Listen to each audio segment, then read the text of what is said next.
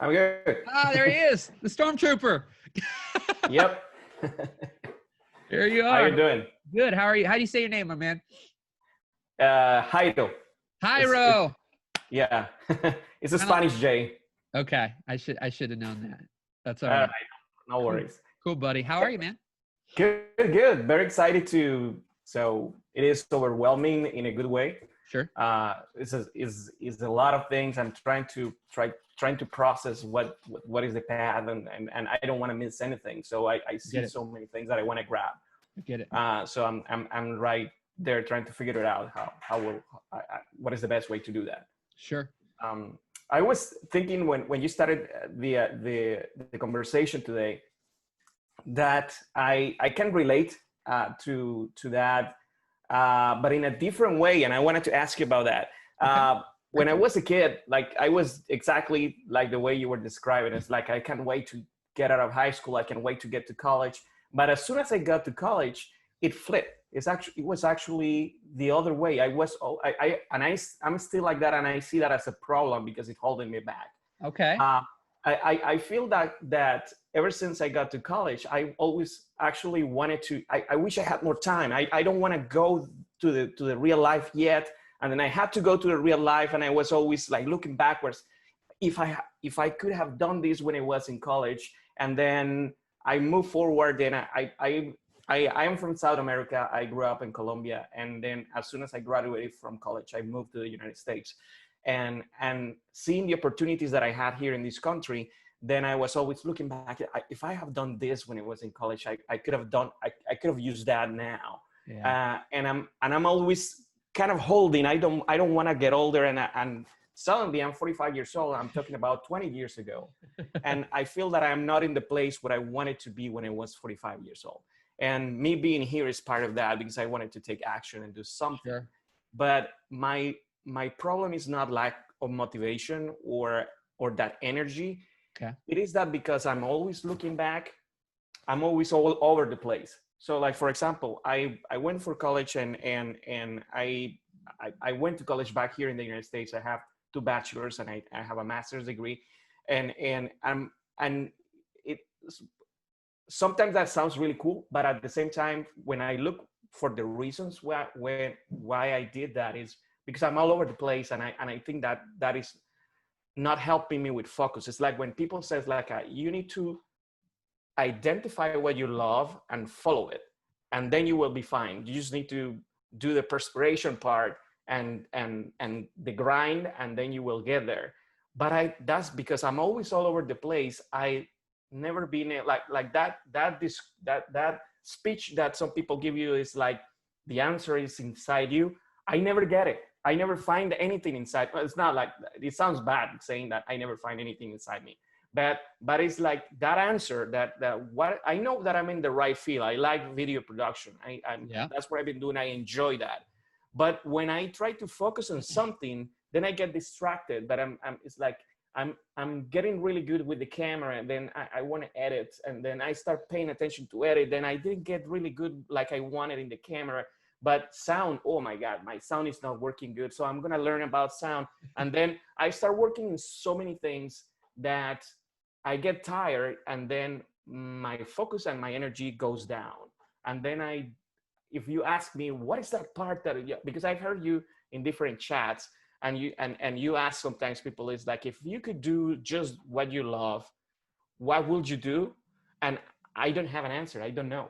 So Go ahead. Go ahead. Yeah, no, just that was kind of the closing No, part. I love it. And this is honestly why more and more every day I am making my work to make sure that I spend the majority of my day being able to have conversations with people. And the more I can shine light on these conversations, hopefully the more clarity people can get, because I don't like to have to generalize things, because generalizing things has people just like yourself, which is what's happened to me, get stuck with interpreting something in a certain way, and then thus being in more conflict than you might have been prior to.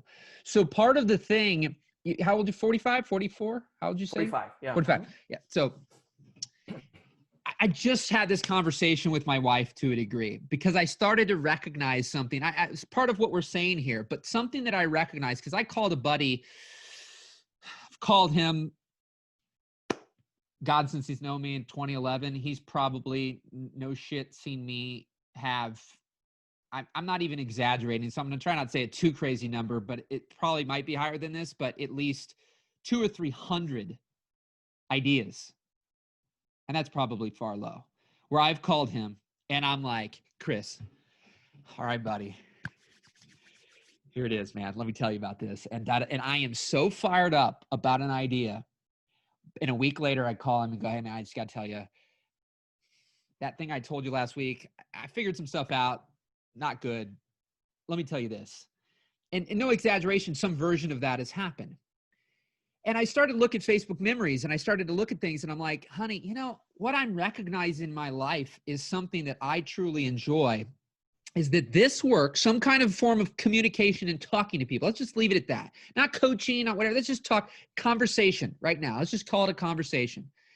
That has been a thing that I have loved and that has not waned, but only grown greater since as long as I can remember. People who I've talked to in high school are like, I didn't want to get in front of the classroom and talk to people. I wanted like a conversation. I would be intimately involved and interested and curious and love that conversation.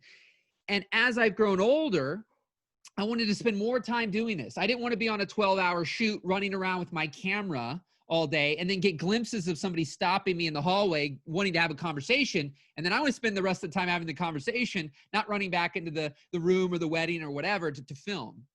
And so as I started to continue to recognize this, I realized this is something outside of my private time to ride a bike, hang out with my wife, hang out with my parents, hang out with a friend, or watch shows on Netflix. That this is what I want to spend a great majority of my time doing. Okay. Now, I was looking at certain things where I'm like, okay, I've done versions of this in the past. It's been called different things: Create Insights, handcrafted business films, expert interrogations, jump starters, jumpstart sessions, mind tune-ups, Geb's juice. I mean, I'm naming off all these things where I've had these new revelations. Oh my God, this is it. It's going to be called mind tune-ups. And then I'm like, okay, I'm calling it mind tune-ups. But what I've realized is that there's a part of me that continues to evolve and grow. And rather than think I am going to find, so I had an idea that I'm doing this thing in September. And I called my buddy and I said, oh my God, man, now I'm going to tell you one thing. This is something that you probably never thought I'd say happen or whatever, but I'm also telling you it's not the thing. Like, I don't believe that I'm telling you something that'll be the thing for the next, 10 years. It's just right now. And that's a shift in me, because it used to be like, this is it. I found it. It's there. The thing you're talking about, like, I found it. Oh my God, I'm so excited. And it would last a period of time and then it would wane. And so I told him this and he goes, man, it doesn't sound like it's that crazy. I thought you were going to have something else. I said, oh, but I'm structuring my schedule, because I was against structured schedule for a long time. Like, right now in my life, I have this call and the call at 1:00 this afternoon. It was the only two for the last 6 months things that I've had to do every week. Now, the rest of my life was curated by other people for the last 14 years. I mean, literally, I could get a call today when I was doing my video production company, and they'd say, hey, you available Saturday and Sunday? We got to shoot. Fly to Phoenix. Oh, here we go. I'm in Phoenix, $5,000. That's great. But I thought I was going to hang out. It's my birthday weekend. I thought I was going to hang out with my family. Do I take the $5,000 or do I go to the thing?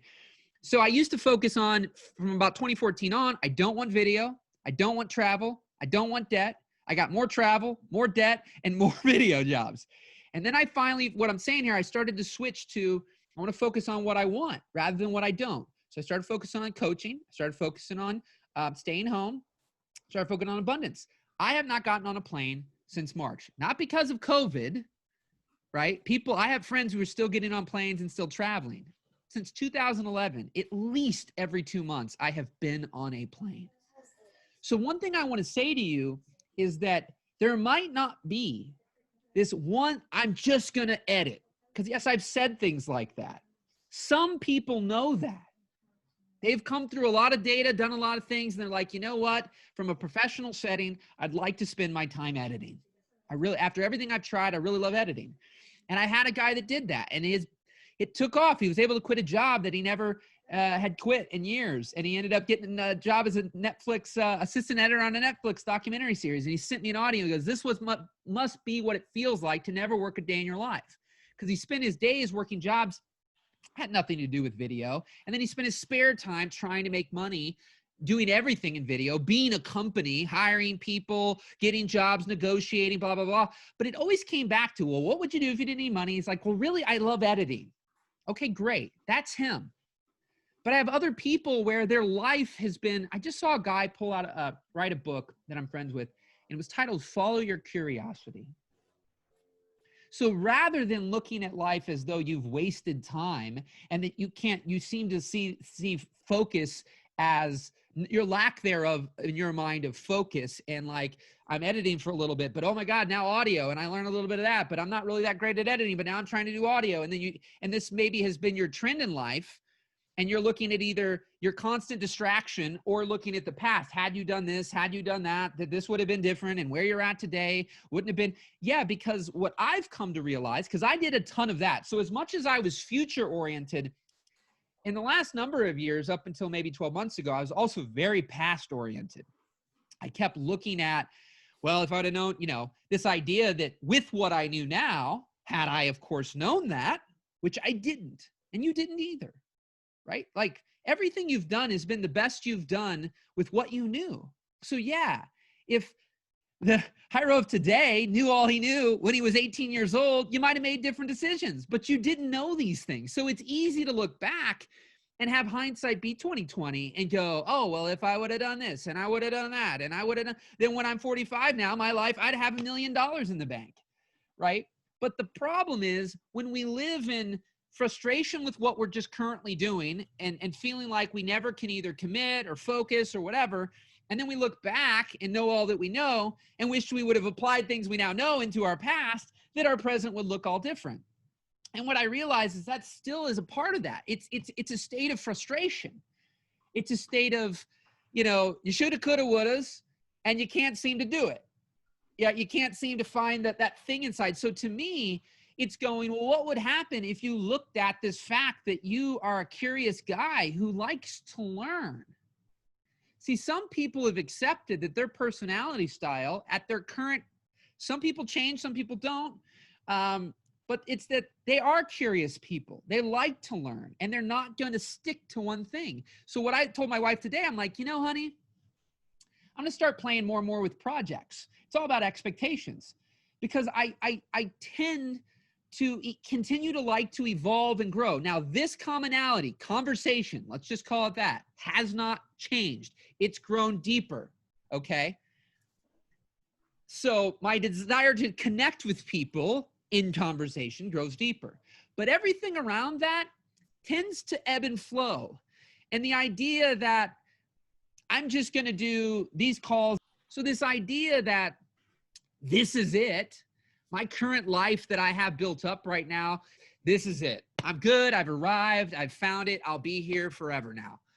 Don't believe that anymore, because the trend in my life is that hasn't been that way. And the trend for me is when it is that way, something itches inside. And so rather than keep beating myself up, I've used the story recently where there's some people I've known who are starters, they're obtainers, they like to start things, but they don't like to finish. They don't like to maintain. And there's other people, so there's two sets of people who do that. And then there's people who do that, who look at it as a bad thing because the way they've built their life from a business perspective, they never get very far, because that is true. If not wired properly and you're bouncing all over the place, and you don't look at that as a way to do it to where it can work for you rather than against you, then yeah, that can look like from a financial and business place that is not good. In a lot of ways, it can't be. But there's other people I know who have owned, I like starting, I like building and creating, and then I get bored. 2 to 3 years in, the business gets to a place where it's in a maintenance stage. I'm bored. I don't want to do it anymore. I want to do something else. And so they've done that in a way to where now they sell, they put people in place, whatever it is that looks like, versus others I know who get to that place of boredom and they obliterate the business and then they start over again. But their money in their bank account never grows because they get to a place where it could start to grow and they get bored. So they obliterate and sabotage and kill the business. And then they go start another one, and it's rinse and repeat for their whole life. And their whole life, they're like, man, you know, I just can't seem to focus or commit or stay with a business. But then there's other people who do the same thing, and they're freaking loaded because they realize that's what they like to do. So it's like, if inherently you actually like, and rather than looking at that as something that shouldn't be right, or you shouldn't like, or shouldn't be the thing, but you like the spontaneity, the switching things up, the variety in life. And that is something that does actually light you up, but you're made to believe right now that it shouldn't, and you should find the thing that you stick to, but that bores you. But because it bores you and you can't seem to do it, then you think you're broken and something's wrong. Is that relating? Yeah, absolutely. Okay. Absolutely. So you want me to go on for a second? You have something to say? I'm happy to either way. What do you think? No, I think that it is amazing that I'm gonna be honest. I hope you don't get this wrong, but I always kind of very reluctant to hear to motivational speakers, and I think that you're more than that. I see you more as a coach than a motivational speaker, but I always had resistance to that kind of speech, but because I'm very skeptical all the time. So I'm every time that I see like Tony Robbins or people like that, I'm like, yeah, I know he's gonna tell me that I am the best and I can, and I just need to declare it, and I will, and I know that, and I will not, because things for me don't work like that. If you don't work hard for it, you don't get it. It's not just it's not a mind thing. It's a mind thing plus action. Yeah. And I know he's gonna tell me that, and I already know it, so I don't get impressed with that. But you told me something I never heard before, and it really clicked, and I swear that it really touched me deeply. It's like what if that is the thing and it is true. Look, I don't think that I've been unsuccessful in life. I'm not a millionaire. I don't have a lot of things, but I think that I always been happy with overall the things that I never actually did something like I really regret in life. And I think that's a good thing. But I always felt that I always felt like yeah, you never actually had like that thing, like you should be the best cameraman in the world, and then I can pursue that and do it, and I will be at the end of my life like I did it. I'm the best cameraman in the world. And I always felt frustrated with that, because I never had that one thing that I wanted to pursue. I always had a lot of jobs. I never actually lasted more than 5 years in any job I've done in my life. And I always felt that was a bad thing. When I got here to the United States, one of my first friends, we went and applied for a job at the same time at an insurance company. And I didn't want to do that job. It was a nice company, and I worked there for 5 years, and I really enjoyed it, but it was not, I always was clear that I didn't want to do that. I did that because I was learning English, and I kind of had that opportunity to go there and go to school and perfection my language. And also later they helped me with college, the second degree, that the bachelor that I got here in the United States. So it was nice. And I worked there 5 years, and I was promoted 5 times. And that's a total other thing, that I was always trying to get ahead as much as possible. I want to make more money to pay for school. And at the end, my friend who applied with me, he's been working there for 15 years. That was back in 2005. He just, I left in 2010, and he kept going. We always were promoted at the same time. We did all the things for those first 5 years. Now he's a top consultant at the company. He's making 6-figure salary. And sometimes I'm like, I know that's not what I wanted to do. All right, brother. Appreciate you, man. Thank you. Thank you very much. I'll be here every week. So whenever you need another little dose, hit me up. All right. Will do. Hopefully that's your good first day in the group or second day. Thanks, man. Yeah, it was awesome. Thank you very much.